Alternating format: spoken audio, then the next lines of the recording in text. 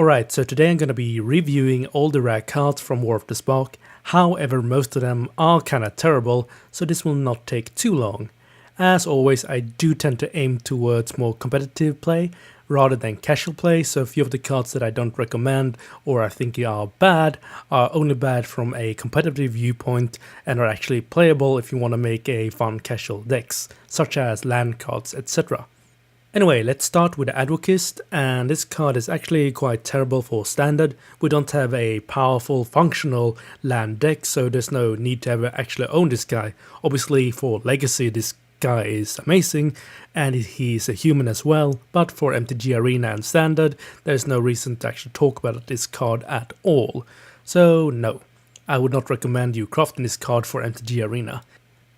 Let's move on to the Battle Cry, and this one is terrible. 4 mana, you get a +1/+1 counter on all your creatures, but it is a sorcery, and basically there's no need to ever own it, because you could instead just throw in Unbreakable Formation, which sure you don't get to keep the +1/+1 counters, but you can cast it as an instant, so you can cast it whenever, and of course your creatures get indestructible.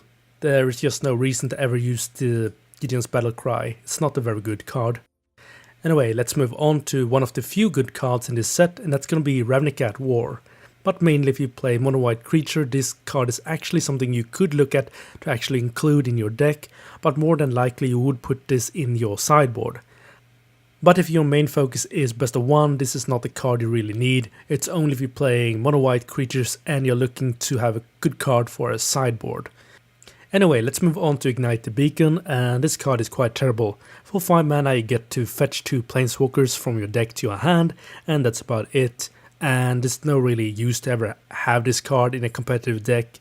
I mean, you could possibly say control decks, but if you're not able to find a Planeswalker in control deck, considering most control decks have an insane amount of draw power, you're probably doing something wrong. So overall this card is quite terrible. The same can be said about Single Combat. This card is, at first glance, it looks promising, but it's not that good. It forces you and your opponent to sacrifice everything but one creature or planeswalker. It sounds good at first, but then you realize he gets to keep something big as well, and if you ever find yourself in a situation where this card is actually useful, you could probably have played any other card and it would have been just as good. Overall, not a very good card. Let's move on to whatever this thing is. For 8 mana you get a 5/5 that can do some fun stuff, but for a competitive environment or for a competitive card, this is something you can just say no to and move on. It is not very good. Obviously if you can cheese it out, you can have fun with it, but in a competitive deck, absolutely not. So let's move on to the blue cards, and first we have The Lost. This one is a bit fun, nothing too serious. Whenever it enters the battlefield you get to draw a card, and if it gets targeted by a spell you get to shuffle it back into your library. Overall there's no real place for him, like where would you ever put him? Sultai? No. Control deck? No. Mono blue? Absolutely not. It is just not a very good card unless you want to do something very funky. Anyway, let's move on to the reversal. Now this card is kinda questionable. At first glance it looks okayish, but I would rather have a counterspell than this card actually. What it does is you copy an instance or a sorcery and return the original card to the control's hand, and then you get to cast a copy. Again, you just need that perfect scenario to make it work, and I would rather have a counterspell or like anything else than this. Maybe against a Thought Erasure, that would be okayish, but other than that, there's no really point to really have this card. Sure, you could copy your own counterspell, but then you're throwing away basically 2 cards in order to return your counterspell. It's just too many things that can go wrong to make this card really versatile. And let's say that you don't have a counterspell, and this is the only card you have in your hand, and you need to counter something, well, whoops. You are sitting there with a card you have no really use for. Overall, the card is not very good. If it could do something to creatures as well, maybe, but as it stands, it's just too hard to make it work in a consistent basis. Let's move on to the Submarine, and this one is kinda meh. It basically has Curious Obsession built in, but you need to crew it to make it work, so it's just a bit too questionable to make it actually work. I guess once Curious Obsession actually does rotate in a few months, maybe you could see this guy in a mono blue doing some weird stuff with some 1-drops, but overall the card is not very good as of right now. Let's move on to the first version of Jace, although this is the only one in this video. Now this one is kind of terrible unless you like to play a mill deck. If you're playing anything with mill, you can make this guy work, but for everyone else there's no reason to ever own this card. But again, if you're playing mill, sure, this card is actually quite good, but outside of mill there's no reason to actually talk about this card. Let's move on to Spark Double. Now this one is actually kind of interesting. For 4 mana you get to copy any creature you control or planeswalker, and it's not a legendary creature or planeswalker, so you actually get to have 2 of the same planeswalker. So you could have 2 Teferi, but overall there's no really good reason to have 2 Teferi. If you manage to pull that off, you probably have already won. So overall the card looks interesting, but it's very hard to make it be consistent. Again, this is one of those cards that makes you win harder if you're already winning, but if you're losing, it's probably not gonna be useful for anything. Like, yeah, I can copy a Llanowar Elf or nothing. Overall, the card is not very good, but it is quite interesting. It also gives it a +1/+1 counter, so I guess you can make a 1/1 Hydra Crisis, and yeah. It has potential, but it is a bit too hard to make it actually work. Next up is Jace Ruse, and this one is quite terrible. For 5 mana you get to return 2 creatures to the controller's hand, and you get to fetch the terrible 6 mana Jace, and that's about it. Not a very good card. Next up we have Commence the Endgame. This is using the Amass feature. Now Amass is not very good because there are too few cards that can actually make Amass work, and even when Amass works it makes it just very hard to make it consistently work. For example, I was playing as an Amass deck earlier, and he got this amazing huge creature and I just exiled it. Again, it's just too hard to make Amass work. It's one of those features where you can play like 100 games, get 1 good clip and make a video out of it, but overall it just can't be consistent, and therefore this card is not very good either. Now, Dreadhorde Invasion is actually quite good, even though I just said Amass is not very good. This is the one exception, because it keeps amassing every single turn, and it is an enchantment, and it is quite hard for certain colors to get rid of enchantments. And even colors that do have enchantment removals tend to not have them in mainboard, or if they do have them in the mainboard, they tend to be very few. This is one of the few cards that is actually, or one of the few Amass cards that is actually quite good. And this is something you could make if you want to make some interesting Amass deck, and it could actually work to a certain degree, but I'm not going to say that it is super competitive, but the card is not bad. I mean, most of the cards I went through on the first page are actually straight up just terrible, so I guess this one is not that bad. That's my conclusion of the card. Let's move on to the Elder Spell, and this one is actually really good. However, this is more of a sideboard card. You can destroy any number of target planeswalkers, and then you get to choose planeswalkers you control and put loyalty counters on it. Well, you get to put 2 loyalty counters for each destroyed planeswalker. Overall, the card is actually really good and it's quite solid. However, I would only craft this if you're playing best of 3s, or if you find that you're facing too many planeswalkers that you can't deal with, or if you don't want to go and craft the full play sets of Exiles. Vraska's Contempt, my brain just stopped there. But overall, this is actually one of the better cards in this set. Let's move on to a really good card, and that's going to be Deliver Unto Evil. This card is actually quite amazing. For 3 mana, you get to target 4 cards in your graveyard, and your opponent chooses 2 that you get to return to your hand, and you exile Deliver Unto Evil. Now, if you would happen to have Bolas on your playfield, then you get to keep all 4, but Bolas himself is not very good. However, this card is. Just imagine the possibility. Control player, you get to bring back board clears, you get to bring back counterspells or draw power. Quite amazing. if you are playing any sort of red-black aggro deck, you can bring back Chain Whirlers to deal with tokens. You can bring back bolts to finish the game. You can bring back Banefire if you happen to have one in your main board. Overall, this is a really good tool card, and this is a card I can recommend, but I probably would not go over like 2 copies in any sort of deck, unless it is for the sideboard as well. But the card is actually really good.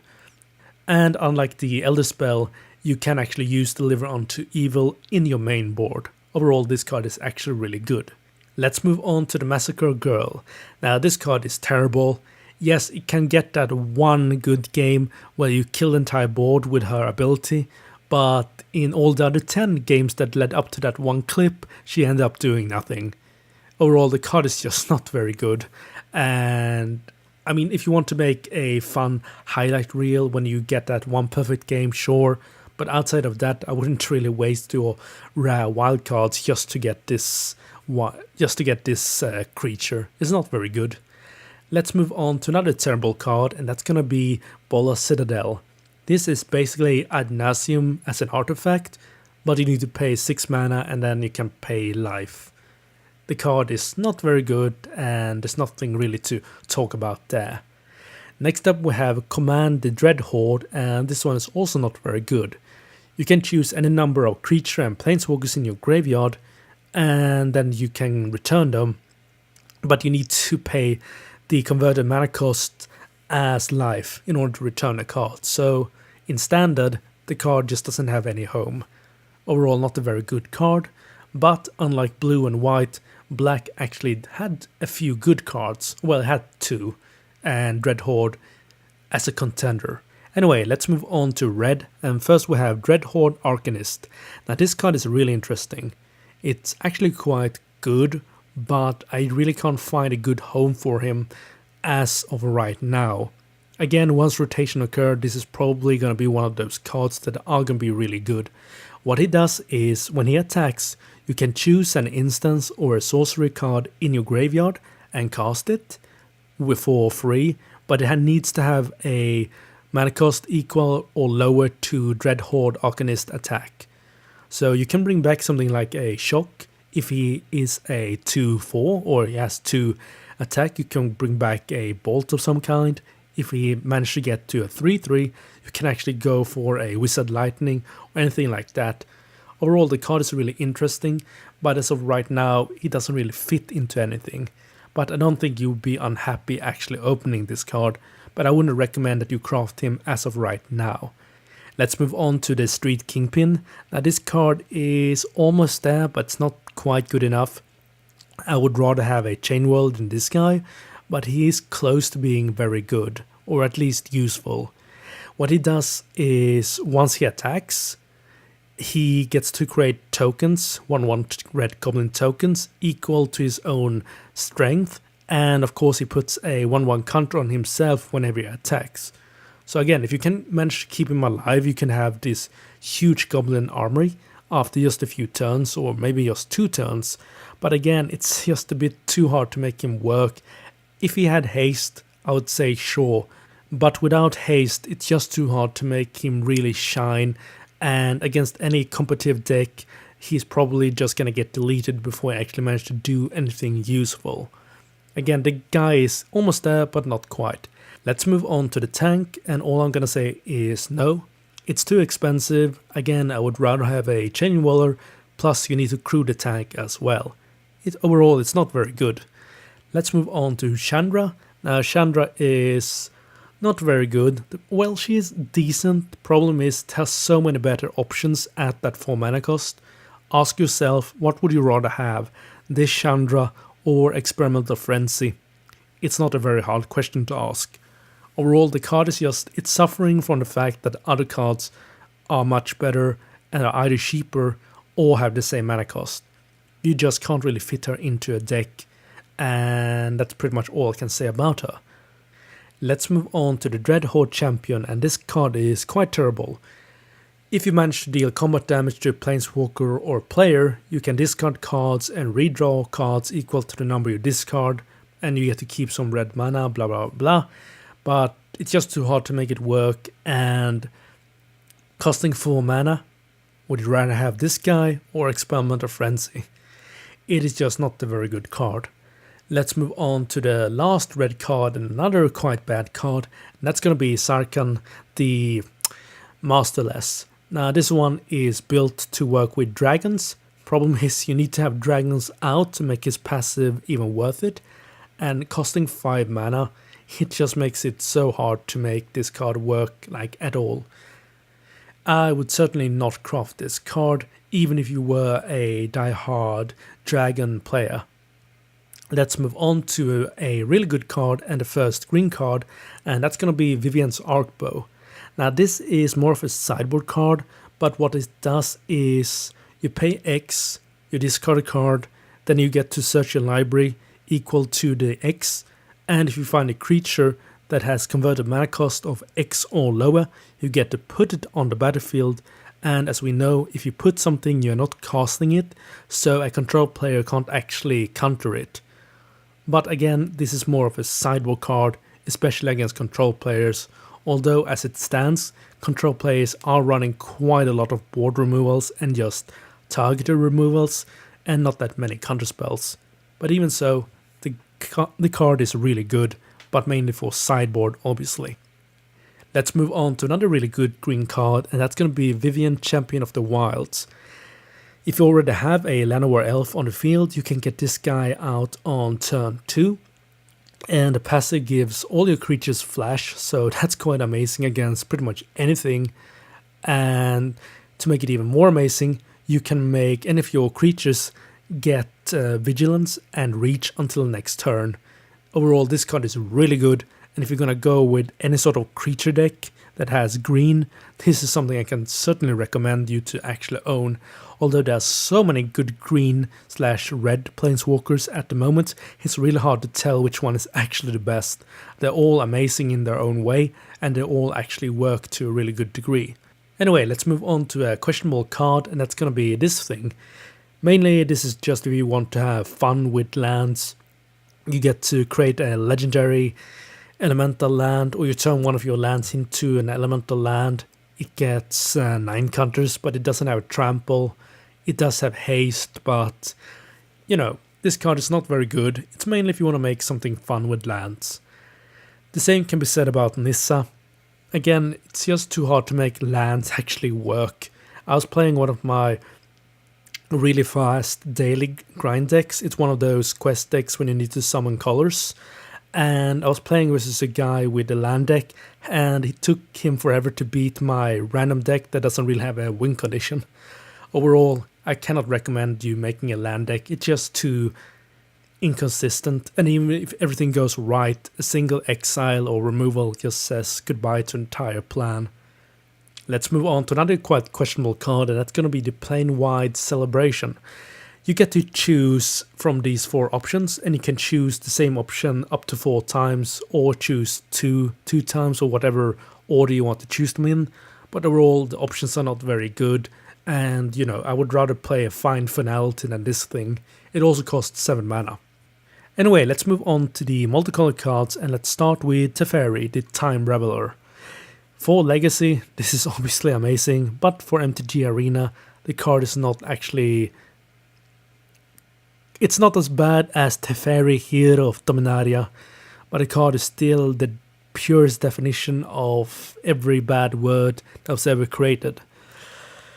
If you're playing Control, you don't need this card like you need Teferi, Hero of Dominaria, but you probably do eventually want him. Now, if you're not playing Control, you're probably never gonna want to ever use this guy. But yeah, the card is obviously quite amazing, and probably in top 5 of the best cards from this set. However, for Standard, it doesn't quite have that game-breaking status that Teferi, Hero of Dominaria has. Let's move on to a terrible card, and that's going to be the Time Wipe. Now, you get to return a creature you control and destroy the rest on the board. Basically another board clear, but usually as a control player, you don't mind if your creatures get wiped because usually you don't have any, And if you do manage to have like a creature, you usually don't even care if it gets wiped, the immutable probably being the one exception. But overall, this card is not something you actually need, and I would rather play a Wrath of any other type than this card. It's not very good. Let's move on to Oath of Kaya, and this one is terrible. For 3 mana, you get to ping any target for 3 and you gain 3 life. And whenever an opponent attacks one of your planeswalkers, you get to deal 2 damage to your opponent and gain 2 life. Overall, the card is just very bad. Let's move on to Sauron. Now, this one is really interesting. This is probably one of the better cards in the entire set. He gets to ping for 1, which doesn't matter that much. It's mainly there to increase his loyalty count.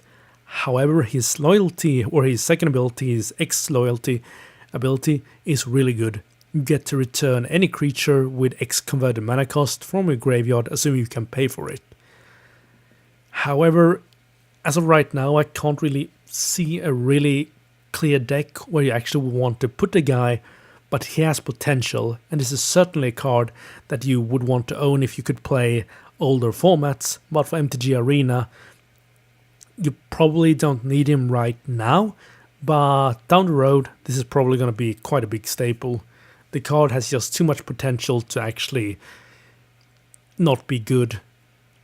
It is kind of hard to make a proper assessment of this card, because the card is good, but it doesn't have the right kind of things that you want to bring back, assuming you make any kind of double color or triple color that needs to include both white and black. But the card has potential. Let's move on to something that never has potential in standard, and that's going to be the Soul Diviner. For 2 mana, you get a 2/3 that can draw you a card at the cost of a counter. It's just too slow. You need to first spend 2 mana, then you need to wait the turn, and then you actually need to have a counter somewhere that you can actually remove to draw a card. It is just too much work to be able to draw a single card. Overall, the card is not very good. Next up, we have the Enter the God Eternals. This is just a Amass card, and Amass is not very good because there's not enough of it that is playable. So overall, this card is not something you can actually really use. I mean, sure, if you want to make an Amass deck, sure, go ahead and make it, but it's not going to be a tier 1 competitive deck. There's just not enough support for it. Let's move on to Role Reversal. You get to exchange control of 2 target permanents of the same type. Overall, it's just a fun card. Nothing too serious, and obviously not really standard playable. Well, competitive playable. Next up, we have another version of Ral. This one is quite terrible. The problem is, he kind of fits into Drake decks, but Drake's decks already have too many cards that you want to include. And what would you rather play? This guy or a massive Drake that you can't, or that your opponent have to actually answer? The card is just not very good, considering what else there is for 4 mana. Let's move on to the Dread Horde Butcher, and this card is kinda meh. For 2 mana you get a 1/1 that grows with a +1/+1 counter every single time it deals combat damage to your opponent or a planeswalker. However, it's just a bit too hard to make it work, and if you don't get a perfect opening and your opponent has anything in the way, you just have a 1/1 that pings for 1, where you could have a goblin do the same thing but be more relevant later in the game. Overall, the card is just not very good, and it's way too expensive to craft when you could rather craft a goblin for a simple uncommon card. The card has potential, but overall it's just too hard to make it work once again. Let's move on to Widespread Brutality. Again, if you're playing Amass, this is something you want, but for anyone else, this is a card you can quite safely skip. It is not very good, and as I already have stated several times, Amass is just too hard to actually make work. Let's move on to the Lich, and this card is quite questionable. The ability is decent. The problem is you can't really fit him in anywhere, and if you get him out early, you can't really make use of his second ability because you're not going to have anything really in your graveyard that you want to bring back. If he had haste, sure, but as it stands, it's a bit hard to make him really shine. Let's move on to a questionable card, and that's going to be Casualties of War. You can basically do anything you need in the game. However, it costs 6 mana. Sure, you can choose all the options, but if you actually would need like all the options, you're probably already lost. It's just too expensive to make it work. Maybe as a single one copy as a toolkit or a toolbox, but outside of that, I can't really see you actually needing this card when you could rather play Razia's Contempt or any number of good cards. It's just hard to make the card work. And at most, a single copy will do in either a main board or a sideboard, but it's not a card that you really need.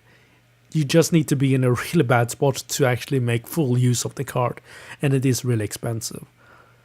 Next up we have the 4th version of Domari. I kinda lost track, and this is another good one.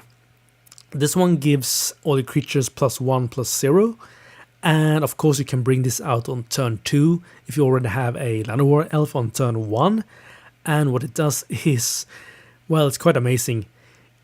It gives you more mana, plus your creatures can't be countered for the rest of the turn after this ability has resolved. It is just another real amazing red-green card, and I don't know, it's a really good card.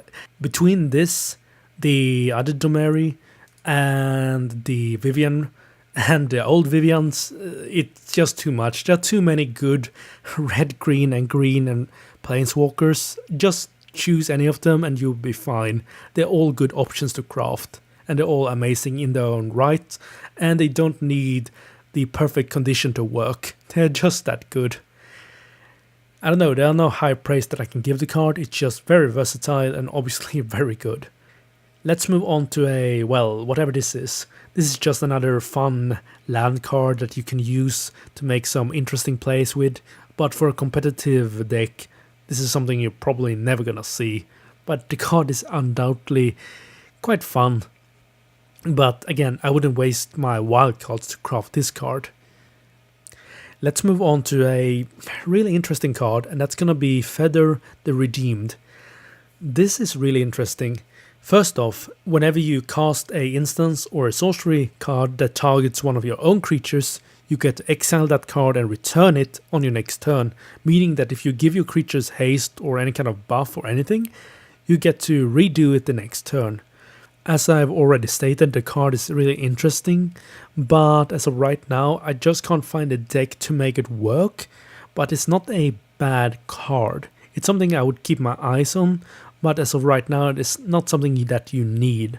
But if you do manage to find that really good red-white aggro deck that also buffs your creatures, this is certainly something you could use in that deck, and being a 3/4, it's outside of Lightning Bolt range. Well, Lightning Strike, whatever, Wizard Lightnings. You know, the common damage spells. But the card is really interesting. Let's move on to Solar Blaze.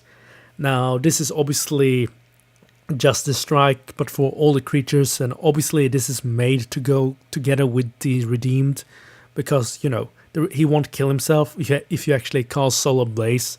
What it does is each creature deals its own power to itself, meaning that it also goes through hexproof because there's no target. So overall, if you can find a deck to make these two guys work, then you can probably make a real competitive deck. I just can't see it right now. Let's move on to Ajani. Now, sadly, as long as the Ajani Adversary of Tyrant exists or is legal in Standard, this guy is not that good, but once rotation does occur, this is something you're gonna need for token decks. His -2 gives you tokens, well, +1/+1, and other planeswalkers gain loyalty counters. That is not that important. It's mainly for the board-wide token buff, pretty much. The big selling point of Ajani Adversary of Tyrant is the fact that he does increase his own loyalty count when he buffs his creatures.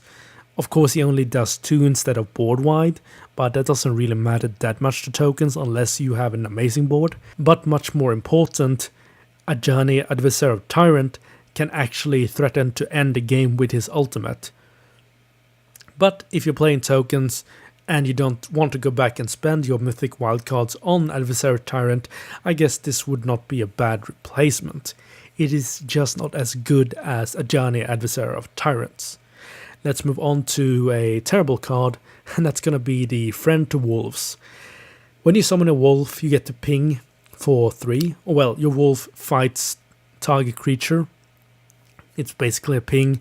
Problem is, the Drake deck is still in standard, meaning that pretty much everything needs to ask itself, can I deal 4 damage to deal with Drakes? And this thing certainly can't. So overall this card is, well, it is quite terrible for that fact and that fact alone. Can't wait to Drakes rotates in a few years. Anyway, let's move on to the final page, and first off we have the Collector of Tales. This card is basically, it's kind of bad. The abilities are awkward. I would rather have Fine Finality. +1, you have to name a card and then hope that you actually have that card being on top of your library. And of course the passive is really good. You can no longer be forced to discard or sacrifice, but against any deck that doesn't force you to do either, this card is just really bad. It is just too specific to actually make it work. Let's move on to a Hydra, and as always, Hydras, for some reason, Wizards really hate Hydras. They always manage to make them really awkward and weak. You pay 5 mana to get a Hydra that gets some extra counters for loyalty, blah blah blah blah. Overall, the card is just too expensive and you can't really make it work that well. I don't know why they hate Hydras that much. Anyway, let's move on to the best card in the entire set, and it is a land. You want to own as many copies as you can afford. This card is amazing in Standard, Legacy, in any format. Obviously, this deals with mono blue because it's not a target, and I should probably go what the card does first. When you play it, it ends with a single counter. You can add more counters for X cost, meaning X equal counters. And for 3 mana, you blow up the land and each creature with the same converted mana cost as counters on the land. It is just amazing, and of course true to Wizards' money making schemes. They didn't nerf mono blue, instead they printed the counter in the next set so we all had to buy it. And no, I'm not really being cynical, because that is pretty much how they have been doing it for years. But yeah, the card is really good. This is something that you really should own. I could go on a 30-minute rant on this card alone. It's just amazing. I guess the best thing about this card in Standard is that mono blue players can finally get to know what it feels like to be completely helpless and have no counterplay to something. I guess that's a good thing. Anyway, let's move on. And we're gonna move on to the Bastion. You get to proliferate for 4 mana. In Standard, this is not a very good card. For older formats, this is a bigger deal. But since this is a Standard video or MTG Arena video, I'm not gonna really talk about the card at all. It's not very good for our purposes. Next up we have Mobilized District. This card is terrible. For 4 mana it becomes a 3/3 citizens creature with vigilance until end of the turn.